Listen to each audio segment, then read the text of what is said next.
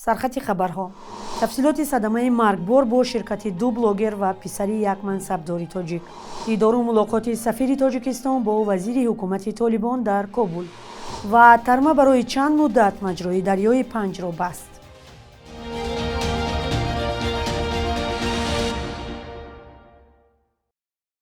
سلام بینندگان گرامی، امیدواریم خوبید. نوید بامدادی را از استودیوی دوشنبگی رادیوی آزادی تقدیم شما میکنیم. امروز 13 فوریه است و در برنامه این خبرها را داریم. وزارت کارهای داخلی تاجیکستان صدمه یا تصادف نقلیاتی شب 7 فوریه در شهر دوشنبه را که در نتیجه آن 3 کس جان باخته است تصدیق کرد، اما جزئیات آن را نشر ننمود. منابع رادیوی آزادی خبر دادند که در این صدمه در دوشنبه محمد شریف زاده پسر 17 ساله محمد ظریف شریف زاده معاون رئیس کمیته سرمایه گذاری و اموال دولتی سخت مجروح شده، 3 تن دیگر هلاک شدند. محمد ظریف شریف زاده برادرزاده محمد ظاهر صاحبوف از نزدیکان مقامات بلندپایه است. او در گذشته رئیس کارخانه دولتی طلای تاجیک بود. 2 تن از جان باختگان این حادثه را دختران 20 ساله نامیدند که به بلاگری مشغول بودند. با گفته منابع رادیوی آزادی، ماشین مرسدس بنز که پس از صدمه آتش گرفت به محمد شریف زاده مربوط بوده است. شاهرخ سعید زاده سردار ریاست کارهای داخلی دوشنبه سبب صدمه را به احتیاطی نامید. طبق اطلاع دسترس شده، محمد شریف زاده حالا در بیمارستان استقلال دوشنبه طبابت میگیرد. با اطلاع رسمی، سال گذشته در کشور بیش از 1300 صدمه نقلیاتی ثبت شده است که در آنها 643 نفر جان باخته، بیش از 1500 نفر زخمی شدند. کاری 7 سازمان اجتماعی در تاجیکستان سال 2025 با قرار دادگاه قطع کرده شده است. اسدالله حکیمزاده معاون وزیر عدلیه تاجیکستان روز 12 فوریه به خبرنگاران گفت این سازمان ها از دایره آیین‌نامه‌شان بیرون فعالیت کردند. از این سازمان های برهم خورده مرکز تحقیقات ژورنالیستی تاجیکستان، معیوبان ما میتوانیم، مهر مادر، اساتید دوستداران طبیعتی سوخت، چهارباغ عزیز، فدراسیون استفاده برندگان آب و شورای رشد شهر پنجکند نام بردند. یک نماینده مرکز تحقیقات ژورنالیستی گفت بعضی از کمبودی‌های خرد و ریزه را اساس کرده آن را برهم دادند و افزود مقامات درباره رفع کمبودی‌ها به آنها هیچ آگاهی‌نامه نداده بودند. در وزارت عدلیه گفتند که در سال گذشته 78 سازمان دیگر اجتماعی با سبب‌های گوناگون از جمله دشواری مالی خود را برهم دادند. وضع سازمان‌های اجتماعی و نهادهای دیگر جامعه شهروندی از سال 2015 پس از اصلاح قانونگذاری بد شد و بنا به آمار رسمی در 3 سال اخیر بیش از 1000 سازمان اجتماعی برهم داده شدند. سعدی شریفی سفیر تاجیکستان در کابل با امیرخان متقی وزیر امور خارجه حکومت طالبان دیدار و گفتگو کرده است.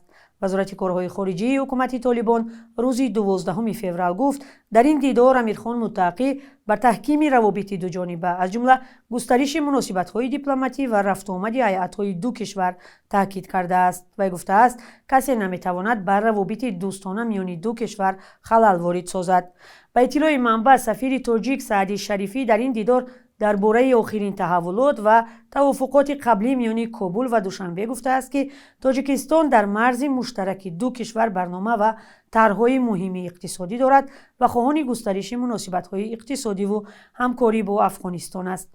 در این ملاقات همچنین مسئله تقویت همکاری‌های مرزی و امنیتی را مطرح کردند. جانب تاجیکستان تاکنون درباره این ملاقات خبری نشر نکرده است. دیدار و گفتگوی سفیر تاجیکستان با وزیر امور خارجه طالبان در حال صورت می‌گیرد که تاجیکستان از زمانی به قدرت برگشتن طالبان در افغانستان تا چند ماه پیش نسبت به این گروه موضع‌گیری شدید داشت. با اطلاع مقامات تاجیک در سال 2025 36,000 مهاجر تاجیک از روسیه رانده شدند. سبب اخراج اکثر مهاجران را مقامات به پایمال قاعده بود و باش در روسیه پیوند دادند. آمار مهاجران اخراج شده تاجیک از روسیه 11,000 بوده، باقی مانده از مرز و فرودگاه‌های روسیه باز پس فرستاده شدند. نظر نزدیکان مهاجران در تاجیکستان به این فشار و اذیت‌های روسیه چی است و برای کار و سفر به کدام کشور آنها برتری می‌دهند؟ پرسش سری راهی همکاری ما را در این باره همراه می‌بینیم. راستا 22 سال گشتم هیچی ندانستم. هیچ رو نگشتم اونجا. خیلی برای موجود و شب روز بیچاره خانه و در مونده میر کار میکنه. با مجبوره با بروانو. یا سال 2 سال دیگه کارو این همه قچی دارم. یا با گام ندارم. کسی است میره ها سواد داشته باشه یا هنر داشته باشه از اون میکشه دل خود دولت باشه اساسا حساب همین به دکمنتی شو خیلی شومیتا اون خمال میگه ما آشخونه در کار میکردیم نه اوجا خونه رو در کردیم نه ایجا کردیم پای ایجا بوده خدا را شکر نه همه جا زوره همه پلا همه جا یافته است دولت خود از خوبه که پدر و مادر در پیش آن همیشه ما فهمیم از سبب که مثال در جمهوری تاجیکستان با کرد همین کردن مهاجران کمتر مشکلی دارد جایهای کاری نمیرسد خوب میشود از طرف حکومت جمهوری اسلامی درباره کشودن جایهای نو کاری مثال مسئله اندیشی میکنن چاره اندیشی میکردن مثال هم خوب میشد خیلی نیست او کار نمیکرده که آدم نه امو راستی هم برم همونجا هم کار نیست عذاب نکشه برکه نداره ما در چی یکون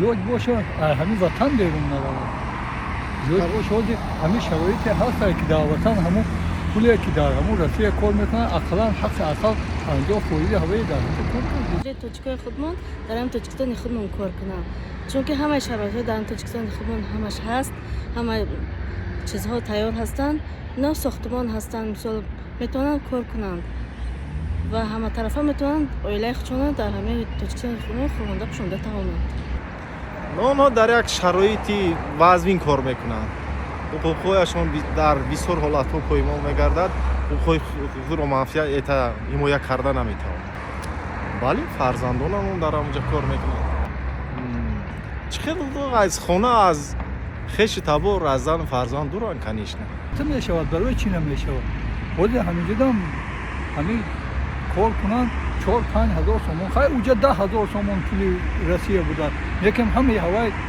یک خرج زیادی هست در اونجا جای خوب دادن در کار خوراکشون ده هست و بودجه‌هاشون ده هست همه هوای حساب کن همه در همینجا پیش زن و فرزنداشون ده همه عائله‌شون ده زندگی کنن تیزتر از در همینجا کار کنن همه سحری رنگ همونجا هم اگر یهو بروین همینجا کار در ساعتهای 7-8 سحری همینجا بروین تا 6 بیگه هم مهنت کنن من فکر میکنم که در همینجا زندگیشون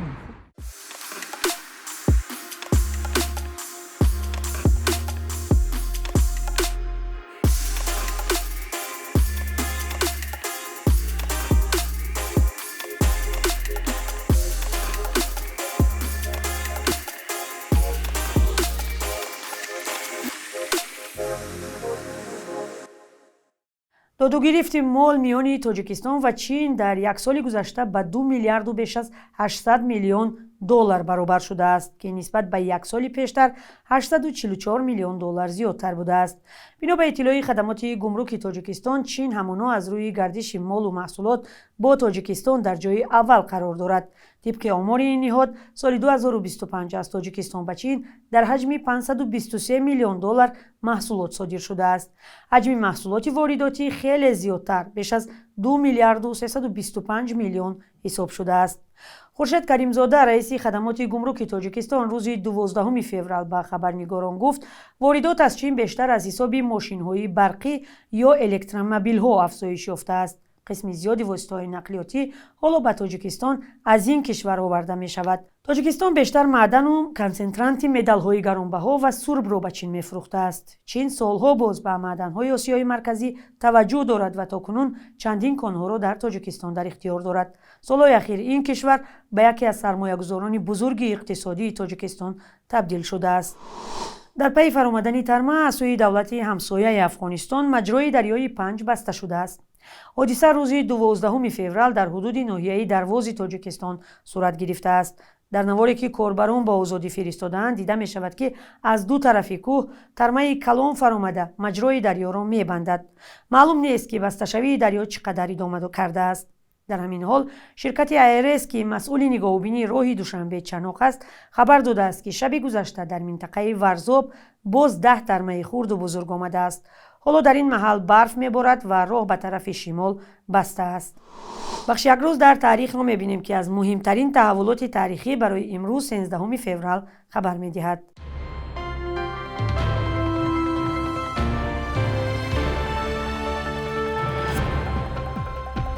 13 феврал рӯзи ҷаҳонии радио аст. Дар ин рӯз соли 1946 аввалин бор барномаҳои радиои Созмони Милали Муттаҳид нашр шуд. Дар Тоҷикистон дар ҳоли ҳозир, яъне то феврали соли 2023, зиёда аз 30 радиои давлатию ғайридавлатӣ барнома пахш мекунанд. ҳарчанд шумораи радиоҳои ғайридавлатӣ бештар аст, барномаҳои онҳо зери худ сенсурӣ таҳия ва пахш мешаванд. аксари онҳо тафриҳианд. Радиои Озодӣ як шабакаи мустақили иттилоотӣ ҳам дар мавҷҳои кӯтоҳ ва шабакаи интернет барои тоҷикистониҳо барномаҳои радиои худро тақдим мекунад. феврали соли 1988 як ҳайати халабонҳои Тоҷикистон тавонистанд ҳавопаймои садамавии Ту-154-ро бо 167 мусофир дар фурудгоҳи шаҳри Душанбе беосеб нишонанд. ҳавопаймое, ки аз Москав ба самти Тоҷикистон парвоз мекард, бо мушкили гидросистема ва ҳам ба ҷои худ баргаштани шасси ё пойсутунҳои ҳавопаймо рӯбарӯ шуд. бо тасмими масъулон ва мутахассисони соҳаи ҳавонавардӣ, тими халабонҳо ба раҳбарии Владимир Гиро, пилоти дуюм Аъзам Раҳимов ва дигарҳо баъди 4 соати парвоз дар фазои Душанбе ниҳоят ҳавопайморо беосеб дар рӯи замини обшустаи Душанбе нишонданд. 13 феврали соли 2009 дар синни 63-солагӣ ҷаҳонпаҳлавон Саидмӯмин Раҳимов даргузашт. Раҳимов моҳи сентябри соли 1975 дар мусобиқаи қаҳрамонии ҷаҳон оид ба гӯштии самбо дар шаҳри Мински, Беларус, дар рақобатҳо дар вазни 100 кило бар ҳамаи рақибонаш пирӯз шуда, ба унвони қаҳрамони ҷаҳон сарфароз шуд. шабонарӯзи ахир дар бархе аз бонкҳои тиҷоратии Тоҷикистон арзиши доллар боз каме боло рафт. $100 амрикоӣ бо нархи 938 сомонӣ харида ва 947 сомонӣ фурӯхта мешавад. 1000 рубли русӣ имрӯз ба 121 сомонӣ баробар аст. қурби расмии Бонки Миллии Тоҷикистон каме фарқ мекунад ва барои имрӯз чунин таъин шудааст.